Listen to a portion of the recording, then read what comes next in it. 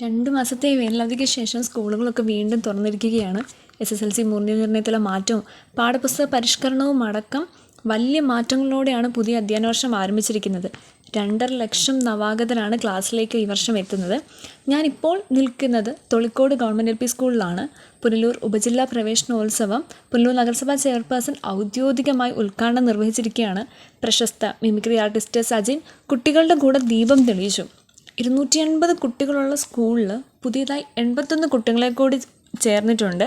കുട്ടികളെ സ്കൂളിലേക്കൊക്കെ ആകർഷിക്കുന്നതിനായിട്ട് മീൻ വളർത്തലും പരിസരങ്ങളെല്ലാം ചിത്രങ്ങളാലൊക്കെ മനോഹരമാക്കിയിരിക്കുകയാണ്. എല്ലാ ദിവസവും ഉച്ചഭക്ഷണം നൽകിയും ആഴ്ചയിൽ 2 ദിവസം കുട്ടികളുടെ ആരോഗ്യ വളർച്ചയ്ക്ക് വേണ്ടി മുട്ടയും പാലും ഒക്കെ നൽകി എല്ലാവരെയും ഭയങ്കര സന്തോഷത്തോടു കൂടിയാണ് സ്വാഗതം ചെയ്യുന്നത്. കരച്ചിലുകളൊന്നുമില്ലാതെ എല്ലാവരും വളരെ ഉത്സാഹത്തോടെയും ആഹ്ലാദത്തോടെയും ആവേശത്തിലും ഒക്കെയാണ് കുട്ടികളിപ്പോൾ ക്ലാസ്സുകളിലേക്ക് എത്തിച്ചേർന്നുകൊണ്ടിരിക്കുന്നത്. ബലൂണുകളും തൊപ്പികളും ഒക്കെ കൊണ്ടാണ് കുട്ടികളെ ടീച്ചേഴ്സൊക്കെ സ്വാഗതം ചെയ്തിരിക്കുന്നത്.